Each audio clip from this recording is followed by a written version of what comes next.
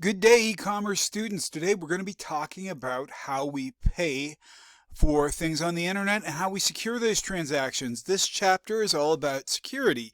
Before we get in, however, I need to give you this preface. Security is one of the most rapidly changing parts of our entire industry, which means we're going to be covering some fundamentals and basics. Every year I teach this class, I supplement those ideas and concepts with assignments involving current events. So the best way to view this presentation is as a presentation of fundamentals that we are going to supplement with things that are happening in the real world. So let's dive in. What are our objectives? Our objectives is to know why we have security in the first place, what the challenges are, and what the key threats are. We're also going to be talking about how we can use tech to counter those kinds of threats and what kinds of tech are fundamental to these kinds of applications. We're also going to be talking about the laws that get involved here as well, because it's an increasingly complex and important part of e-commerce. We're also going to be talking about some of the major payment systems, again, something that we will be also augmenting with current events. As much as I like our text, I don't think it does a really great job with things like cryptocurrency, for example, and blockchain. And we're also going to be talking about basic payment systems. So right now we've got a whole different layer of reality going on around us, and the idea of cyber war. If we look around us, for example, going back into the mid 2000s, for example, when Sony Pictures decided to release a movie, it was called The Interview, and it was about a hypothetical assassination plot for Kim Jong-un in North Korea. And as a result, the North Koreans ended up hacking Sony studios and holding them for ransom. They released a lot of confidential information. They totally compromised their systems. So at this point in time, an American commerce activity, namely selling a movie, albeit a controversial one, could lead to government action from a rogue nation against an American-based company, in this case Sony. They're Japanese, but this was a Sony American affiliate. And so it highlighted the idea that what happens now at a government level or a commercial level or a personal commerce level, all of these things cross over, and it's why we need to start thinking about this stuff. So how big is the problem? Again, I'm not going to read the stats to you, but it's a very pervasive problem. Some of the biggest things that we're looking at in terms of high-profile thefts are credit cards, social security numbers, all those sorts of things. And why is it so hard to know how big this problem is? Well, most companies don't want to report data breaches. They don't want to let people know how bad it is. Why? It's bad press. It makes them look bad with their constituents, customers, and shareholders. So it's really hard to know how big the problem really is. We're going to give you some examples of companies, however, who kept the problem hidden and caused bigger problems for themselves eventually. So when we say what is good e-commerce security, it's really one of those things. It's a balancing act. It's compromise. None of us like having to change our passwords constantly or to use two-factor authentication. What is good e-commerce security is going to vary based on the industry, vary based on the company, and also the values that a company puts on things. For example, anytime we put more security into an equation, it means we're going to slow down the system because security takes bandwidth too. If we have more complex security, people might not use it. If our security is too simple and too easy to breach, then it's not effective. And so we look at the weakest link in any system, that ends up usually being human beings. Ultimately, the best system in the world doesn't mean anything if human beings aren't willing and able to use it. So how much privacy can we actually expect now? Well, think about it for a second. I would bet that almost everybody listening to this video has probably downloaded an app in the last year of your lives, or installed software on a computer or an iPad, and none of us read the terms and conditions. We're using public Wi-Fi all the time. We're using systems that are easily compromised by people who know how to do so. At the same time, a lot of the privacy that we're talking about, we've willingly given up for the sake of convenience. So that's some context for what we're talking about. So we start talking about the e-commerce security environment, we're talking about big money here. If we go back to even 2017, pre-pandemic numbers, The average data breach for a company of any size was costing about $21 million in total costs. It's easy these days to get kits online to breach wireless security. There was a kid who was 15 years old, used a $15 circuit card and a Wi-Fi card, and was able to hack into General Motors and Jeep products, actual cars. And so at the same time, there's a big market for things like stolen credit cards, or help you social security numbers. There's a big economy here. So what is our total environment? The outer ring is meaning the law. What laws do we have in place to protect our information? And generally speaking, the law is lagging behind the technology. And then we get into individual organizations. What policies do we have in place? Even things that are more stringent than what the law requires or different. Then we get to the actual tech, how we encrypting our data, how we managing our security policies. And at the core of this bullseye is the data we're trying to protect. So these are the dimensions of e-commerce that we talk about, or data security in general. And there's sometimes some misunderstanding on what these actually mean. Integrity simply means if I send you something, does it arrive in the form in which I sent it? That's integrity. Non-repudiation means if I sent you an email, do I have a record of it so that you can't deny receiving it? Authenticity means, can you guarantee that what you got was from the person who sent it? In other words, can you verify that it was actually me who sent it to you? You know who you're dealing with. Confidentiality simply means, is there a way to control the interaction between people? For example, can we make sure that the only people who are having the ability to read something are the people who are supposed to receive it? Confidentiality and privacy are related but separate topics. Privacy means the amount of control that I have over my own information, where confidentiality means I can guarantee that I can control who it was shared with. And finally, availability. This is one that's often one of the highest priorities for e-commerce. Is our site actually available? And so those are the dimensions of any kind of good security, and we can see them applied to e-commerce. So it's a balancing act. Anytime we make things more easy to use and less secure, we have a greater chance of user data being stolen. And again, at some point, you have to compromise between safety and usability, between security and speed. These are very big things to try to balance in a fast-moving world. So what are we talking about? Where can we find vulnerabilities? Almost all of us are moving over wireless networks at this point in time. A client is anything that's connecting to the internet. And at this point in time, the client might also be a car or a refrigerator or a smart device or an Alexa. The server is what we're ultimately connecting to, and the communications pipeline is oftentimes where communications get intercepted. Are you going over Wi-Fi? Well, that's open wireless communication. So yes, using something like a sniffer, you can intercept those kinds of communications. So if we look at a typical e-commerce transaction, the way things work now, because we are a credit card-based society, for example, by the time the customer ends up interacting with an e-commerce site and buying something, the e-commerce site itself is also interacting with that person's bank, where the credit card was issued, or their online account. So you've got all these places. If you look around, look at the consumer. The consumer could go onto the internet, go onto the store, end up getting their information retrieved from a database. Once their order is placed, it's shipped from a warehouse. The information about that person's account and their payment form is coming from the bank or the credit card bank. Then it's shipped from a warehouse and shipped to the consumer. Where can we see theft happen? All of these places. Whether it's somebody actually intercepting your Wi-Fi, whether it's somebody hacking your credit card, or somebody actually stealing the package off your front porch. These are all places where e-commerce is vulnerable to security problems. Then we get into malicious code, and these are really well described in our text, so I'm not going to spend a lot of time on them here other than to say there are lots of ways we can download things we didn't think we were downloading. A couple I will comment on, for example, malvertising simply means we see ads that we click on which are actually containing code that's going to put tracing software or worms or viruses on our computer. Viruses, of course, can affect access to files and lead us to things like ransomware, where somebody's holding our files for a hostage. advantage?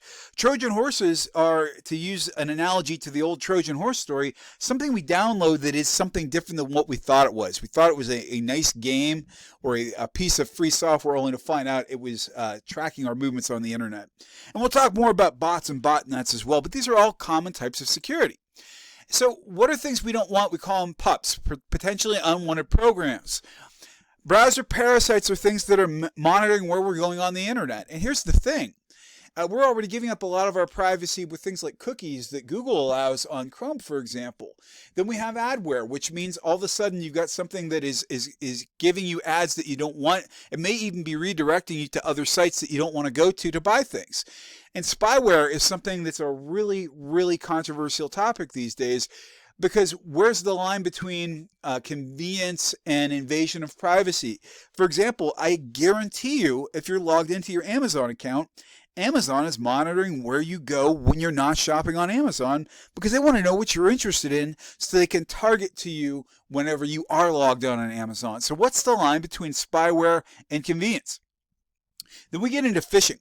Phishing means anytime, phishing with a P that is, means anytime that somebody is using a false pretense to get information from you. And again, these are very well described in your textbook. Email is one of the most common ways of doing this, although with the new emergence of AI and with some of these new actual verbal chatbots, phone calls are even good with this stuff. I would also say social engineering.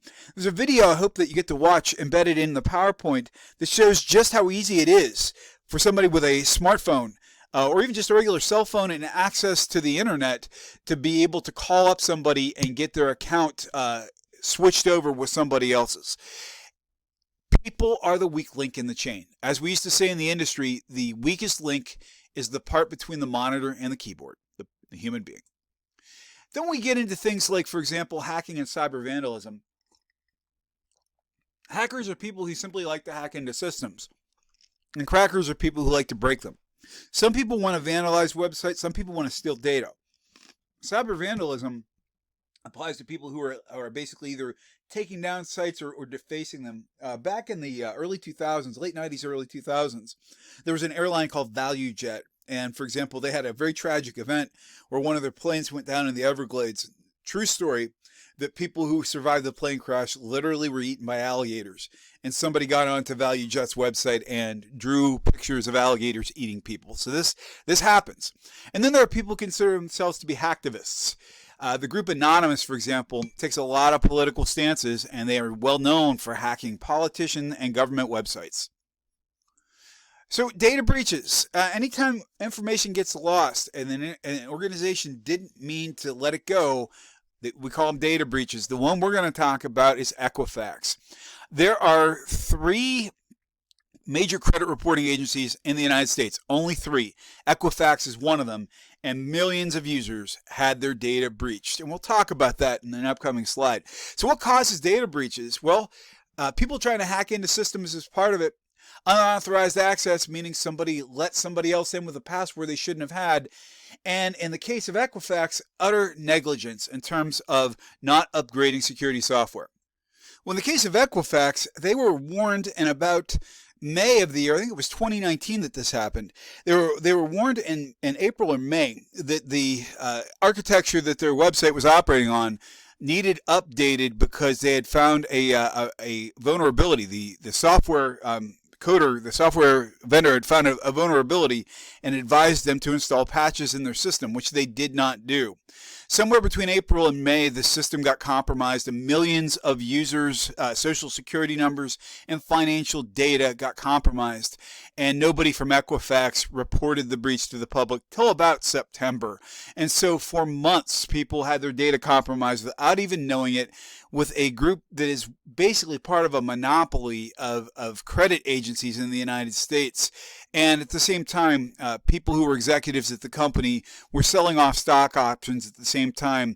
It looked very suspicious. The long story short is nobody ended up doing any kind of jail time for this. And it happened simply because the company got notice that such a problem existed and chose to do nothing. Again, I encourage you to click on these links within the graphics and watch these videos for yourself in terms of how bad this data breach was and how it happened. So again, what were the failures? Technology's part of it, but ultimately it's people and accountability. Was somebody willing to do what needed done to take down the systems and to install the patches that were needed? This whole thing could have been avoided. Not all data breaches are avoidable. It's not realistic to think in the 21st century that we're not going to lose data or have problems at some point in time. We have security policies to be able to counter these issues, if not prevent them. Credit card theft is kind of the most common version of identity theft and cybercrime that we can think of. The good news is that the credit card companies are getting really good at detecting it. They're also being very good at responding to customers whose data has been compromised. And we're looking now, for example, we're getting into multi-factor authentication and biometrics, fingerprints, other kinds of things. I will say the credit card companies have been responding pretty well. Identity theft in general, credit cards are part of it, but it's even worse if somebody gets your social security number, for example. And even going back to 2019, we're seeing more and more people being victims of identity theft all the time. Here's the ironic part. If we get to the pre-internet era, it was very common. I shouldn't say pre-internet, early internet era. It was very common, for example, for colleges to give you your default password for your email as your social security number. Boy, have we learned. Then we get into other things like spoofing, and that simply means you're trying to pretend you're somebody else. Farming means we're trying to get you to hit a different web address. Maybe we're trying to redirect you to a different product, and then there's just entire spam sites where you can get all kinds of malicious code. If we're talking about man-in-the-middle attacks, what we're meaning is somebody's intercepting your information. For example, we got sniffer attacks. Those are very common on Wi-Fi networks where we literally can sit and wait to see what kind of traffic pops up in the air. We can steal your password. We can steal your credit card number. If you're using public Wi-Fi, it's kind of a crapshoot. It's kind of one of those things when you go into the airport, know that you are in a situation where you might not want to be using credit cards for transactions. Anytime we get to somebody who is in the middle of this, whether it's an email wiretap or a general man-in-the-middle attack, it simply means somebody's trying to intercept your data. Very common on wireless networks. Denial of service attacks are very common. It simply means you are getting a website to be hit so many times that you can crash the website, and that often takes place over what we refer to as a DDoS attack, a distributed denial of service. And that means somebody's managed to get thousands of computers voluntarily or through the use of malware to all participate at the same time in a denial of service attack. We're seeing them over cell phone networks now as well. And DDoS smoke screening simply means it's sometimes hard to find out where the attack is actually coming from. Again, if we talk about the weakest link in the system, it's always the human being. The best security policies, applications, and software in the world don't mean anything if somebody is willing to compromise the system who has access to do so. And it comes down to the idea, are we training people? Are we really impressing how important this is? Or are we screening people to be in positions of authority, for example? Maybe somebody shouldn't have been hired to operate at that level of the company if they were somebody who was prone, for example, to commit cyber espionage. Poorly designed software, again, simply means we got vulnerabilities that are built into the software. And for example, we'll talk a little bit about SQL, which is a security standard. Heartbleed, bugs, shell shock, they're all things you've heard. When we start talking about social networks, for example, social networks are ripe for distributing malicious content. Why is that?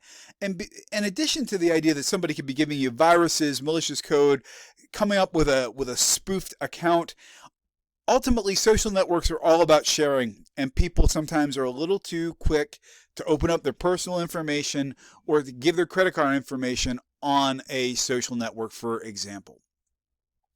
So in terms of mobile platforms, for example, all of us have smartphones, and hardly any of us have any kind of antivirus software on them. We start talking about things like vishing and smishing. What these mean essentially is that somebody's either trying to read our voicemails or listen to our voicemails, do voice calls that are not legitimate, or read our text, for example. So adware simply means mobile adware, and it means you can get the same kind of pop-up types of adware on your phone as you can your desktop. We need to start securing our phones. I really think that one of the areas we're going to be questioning if we jumped in too quickly is the smart home. For example, if we look at the average home these days, most homes have a smart device of some kind in them. At the very least, a smart television, but Alexa integrates with your Ring, integrates with your light switches, your heater, your air conditioning control.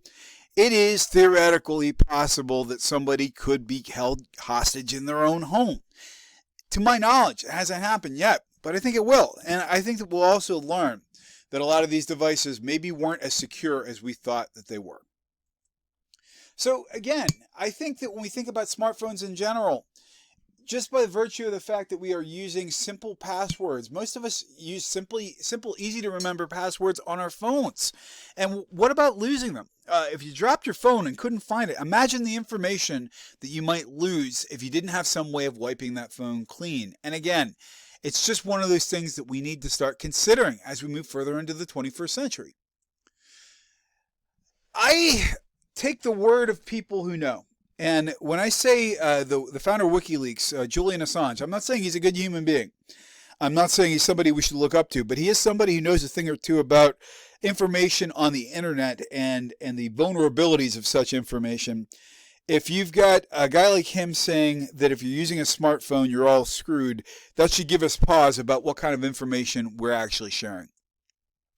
Again, when we start talking about the cloud, anytime something is not resident in our computer, we are relying on somebody else to secure it.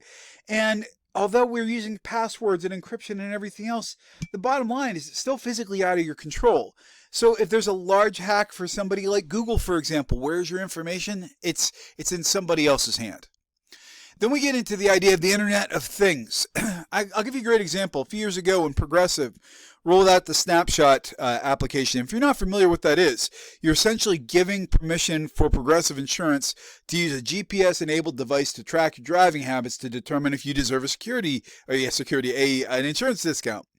That also was plugged in as a USB stick into the car's computer. Upon inspection, there was no encryption at all. Theoretically, somebody with the right amount of knowledge and a Wi-Fi connection could have hacked right into your vehicle system. Some of the things we also don't think about when we get a rental car.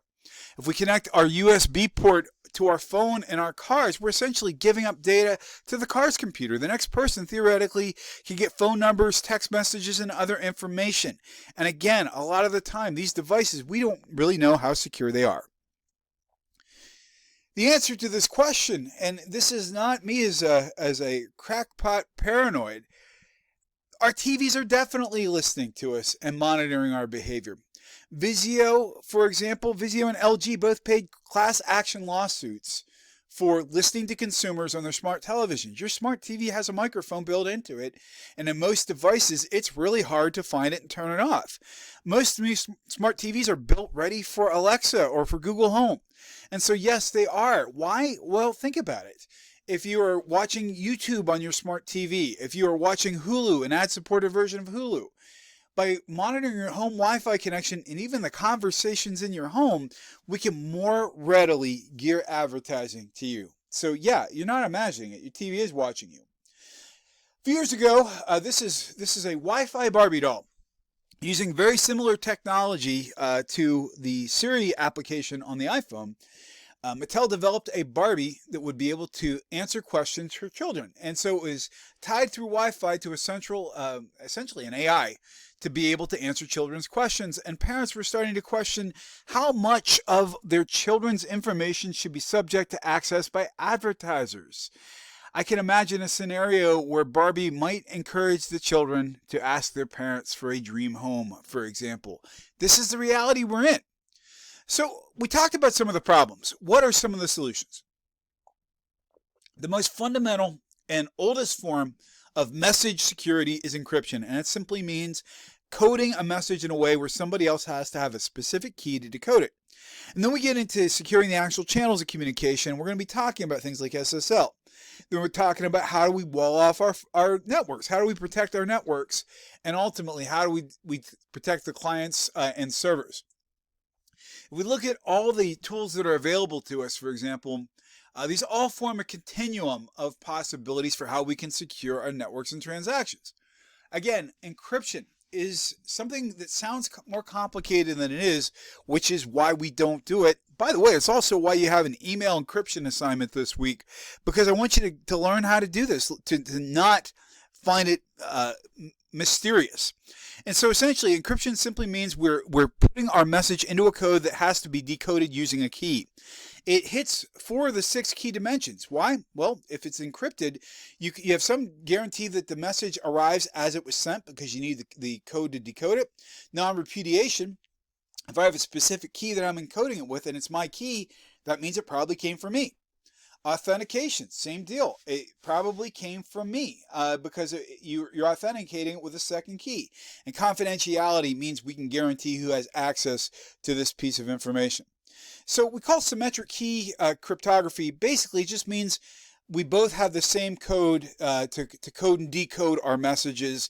It is better than nothing. And so we both have a key and we use it to encrypt our messages and decrypt them. It's symmetric key cryptography. And then we have what we refer to as public key cryptography. This one's a little tough to understand, which is why I made a video or included a video in this week's content as well. I've got a public key and I've got a private key. So I distribute the public key to anybody who wants it and I keep my private key. That means, for example, if you want to send me a message, you use my public key to encrypt it. Because the private key is needed to decrypt it and I hold the private key, I'm the only person who can decrypt that message. And that means we've got more guarantees, for example, that I'm the only one who's going to read it. Now, anybody can send it, but I'm the only one who can receive it. So it's a very simple but effective method of encryption. And again, the way this would work, I would publish my public key, you would have access to it, but I'm the only person who can decode that message. There's a great explanation, again, of public key cryptography, and it is in this week's content. Please take the moment to listen to it, or to watch it, rather.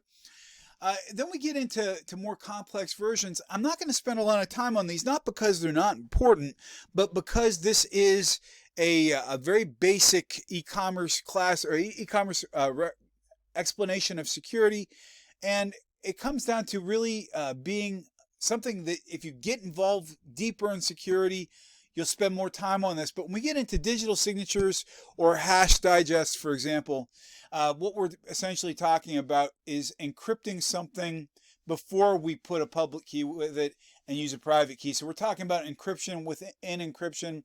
And then we have digital envelopes, for example. Again, I'm not taking anything away from this content, but what you need to know about digital envelopes and what you need to know about things like public key cryptography or digital signatures simply means you're putting more encryption on top of encryption. So, hope that makes sense. The video does a better job giving a more in-depth description of that. Then we get into what we refer to as digital certificates. And again, if some of that's a little fuzzy, don't worry about it. The key points are, if you know what encryption is, it simply means coding something in a way where somebody has to have the right key to decode it. That is what encryption actually is. So we get into digital certificates and public key infrastructure. It simply means that we are using some kind of public certificate, a digital certificate, and a certifying agency or certifying authority to essentially say that a site is safe. So for example, if you go onto a site, you see something like it's VeriSite certified or VeriSign certified. It simply means a certifying authority, a third party, has verified that where you are communicating to is who you're communicating to, and they are monitoring those kinds of interactions. And so, for example, VeriSign is a very credible agency for that sort of thing. Here's a good illustration of how it works. So I'm going to a specific website, for example, and I want to log in. I log in, the website redirects me to a certification authority who verifies the site I'm going to is the site I want to go to. And so essentially it's just a watcher who is verifying and constantly monitoring. Well, here's the other good part of it. Let's say, for example, you were going to KentTonkin.com to buy an autographed copy of my lecture notes, and you wanted to make sure you were going to the real place, and I was using VeriSign. And the certificate authorities guarantee, yes, it is who you say it is. You can contact that certification authority and also verify that you were in the site that you thought you were. So there is some level of third-party monitoring and accreditation on this, and also a method of recourse if your data is compromised. So what are some of the limitations of all this stuff? When we start talking about the public key encryption, for example, the public key encryption doesn't help against anybody who's already inside the company, for example. And again, the actual verifying agencies themselves can be corrupted.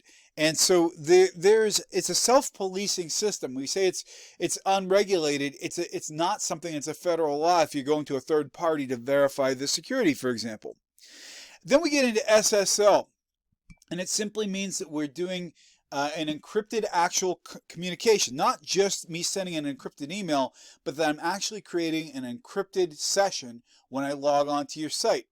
Then we get into what was referred to as virtual private networks.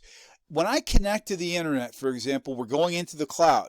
If I wanted to have a secure session, let's say, for example, I wanted a VPN to St. Francis, that would be like I actually was going through the internet and creating a tunnel through the internet, a secured tunnel that would just connect my computer to St. Francis's network, and we call that a virtual private network. And then we get to wireless protected access on Wi-Fi networks. All that means is we're doing some sort of encryption on the wireless networks as well. And again, there's some pretty good illustrations in our text about how we have certificates on both the client and the server to be able to verify that, yes, we are the people we say we are, and we're going to create an encrypted circuit for the length of the session. And again, that's using TLS. Now, SSL itself can be compromised. If there was something called Heartbleed a few years ago, and that meant if somebody, for example, inserted some malicious code into an update to SSL, and when you logged into SSL and got an encrypted path, you essentially were I don't want to say decrypting, but you were compromising the security. The hackers who engineered this essentially put a flaw into the newest version of SSL security, and it created a problem where basically SSL got broken. So if you break the code, if you're a malicious person and you're able to break the code of the security, you can actually turn it into its own compromise. So then we get to the networks themselves. And again, we start talking about firewalls. The term firewall comes from if you see inside of a building, when you build a new construction, for example, new building, above the ceiling there are things called firewalls. And they are designed so that if a building caught fire, that it was more difficult for the fire to spread from one room to the next. And that's where the term firewall comes from. You also have a firewall in your car between the engine and the cockpit of the car so that the engine can't end up in your lap in the event of a wreck. And a firewall does the same thing. It essentially screens out particular packets. It sniffs the packets to make sure there are not things like exe files on them. And also might look to say, hey, that application isn't allowed here, or this website isn't allowed here, for example. And those are firewalls. Then you have proxy servers, and it simply means I'm going to surf the internet, but when I do, I'm going to go from here out to a second server that's outside of my network, and it will scan for the malicious content. That way, if it finds it there, it won't allow it to come back into my network. It's basically like having to go 2 steps to browse the net. It could actually slow you down a little bit, but if a threat's detected, it doesn't make it onto your network.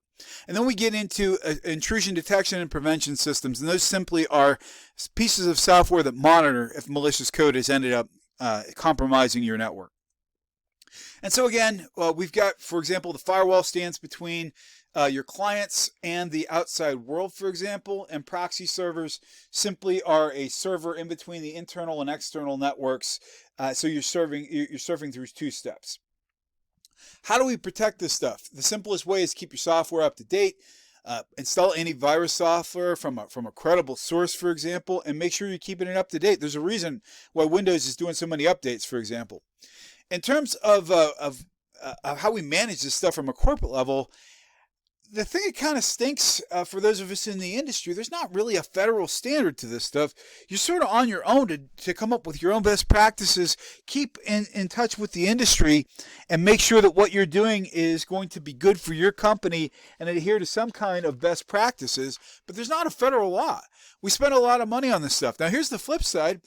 There are laws that basically say if your company screws up, and you did not do what we refer to as due diligence, keeping your systems up to date, yeah, you could be held responsible for that stuff, but there's not a lot of government guidance when it comes to what your security should look like.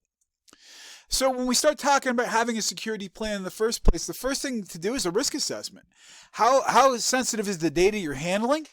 Do you have a policy that says how you handle this? Who has access? I know when I used to run an IT department for a government lab, we had our own security committee that met every single month to talk about what our problems were, what our vulnerabilities were. Access controls. Are you keeping some sort of methodology, both from a physical and a logical sense? Who actually has physical access to certain offices? Are you tracking them? Are you using swipe cards or cameras? What about how people authenticate? Are you making people change their passwords on a regular basis? Are you using strong passwords or even biometrics? And again, in terms of your policies and how you let people in, how do you vet people? If you're in a secure facility, for example, you might have to go through a certain level of background check. And I know in my organization, we did an annual security audit. Depending on your environment, you may want to do it more frequently than that. So again, this stuff is cyclical. Once you do your initial assessment and come down to doing the audit, it's going to be something you perpetually revise because that's the nature of security. So are biometrics the answer? There are a lot of people who really find it to be invasive. The flip side is it's pretty hard to duplicate a fingerprint. I know that people who hate remembering passwords might want to consider whether or not biometrics would be a better way for them to go. What about public policy? Things like the Patriot Act in the early 2000s and the Homeland Security Act basically made it easier, for example, to prosecute people who were committing cyber crimes, but they still happen. We've got a number of areas where we've had public and private cooperation. Why is that? Well, because companies such as Google and Apple sometimes have better security and encryption than the government has. And so we've got some governments that are cooperating nationwide and internationally as well to try to share information. But it's tough because generally speaking, the law is always several steps behind the hackers and the tech. Then we get into payment systems. And again, right now, the most common thing that everybody is using online, even now in 2023 and beyond, is credit cards. And what does that mean? That means that we're still doing multi-part transactions. When you use a credit card, the credit card still has to go out to its verifying bank, and there's at least 2 to 3 steps in every transaction. What are some of the security issues? Well, the more links you have in a chain, the more places something can be compromised. The credit card companies are making bank because they're charging fees for this stuff, and we don't have a lot of options. So, for example, the credit card companies really can raise their fees to whatever they want them to be. And we say social equity. If there are winners and losers in the e-commerce equation, people who can't get credit have a hard time being a part of the online economy. That's sad for the consumer. Well, it's also sad for the company that is losing out on that potential business, and it's going to become a bigger problem as we move further and further away from cash. Again, just to put this out there, you can follow this for yourself, but somebody who's buying something from a website, look how many steps are required here in terms of by the time the person has selected something to purchase and they've actually added it to their shopping cart and checked out. They still got to go back to the credit card company who's going to go back to the bank that backs them up. So there are all kinds of opportunities for something to be compromised in this very complex process. We're looking now at alternatives. We say stored value systems, for example. We're talking about things like PayPal or Venmo. The idea that you could have cash that's stored automatically in an account that you don't need to have access to via a bank, for example. Other companies are doing similar things with essentially prepaid types of debit systems. And so, for example, you could put money into your Facebook Pay, you can put money into your Amazon account and use it as a declining balance. What's not included in our text is just how things like truly cashless payments, such as Bitcoin, are going to play a role in all of this as well. We get into mobile payment. More people now are relying on things. In fact, one of the first companies to really make it work was Starbucks. They really drove the idea of using a mobile wallet, but a lot more people are using this now with a bump function on their phones to pay for things, for example, and using other kinds of payment for whatever reason. For people under the age of 30, Venmo is the most popular way of doing this at this point in time, even though, get this, Venmo and PayPal are essentially the same company. We start talking about the blockchain. Again, I'm going to be asking you to watch some videos this week about what blockchain is all about, but what we're talking about essentially is purely digital currency. It is something that is simultaneously incredibly simple and incredibly tough to understand. I think it's so tough for us to understand because we're trying to unlearn the established system of exchanges for something that's fundamentally digital currency, and it's something that has a limited amount of currency in circulation and therefore has fluctuating value based on how much is in circulation at any given point in time. Unlike our real governments at this point in time, we don't seem to be simply printing more bitcoins. So how does blockchain work? We're essentially talking about a global peer-to-peer network where all transactions are cataloged and verified and backed up. Yes, you too can earn some Bitcoin by being a Bitcoin miner. What does that mean? That you're allowing Bitcoin to use your PC as a processing part of their exchange. I know it because a friend of mine did it.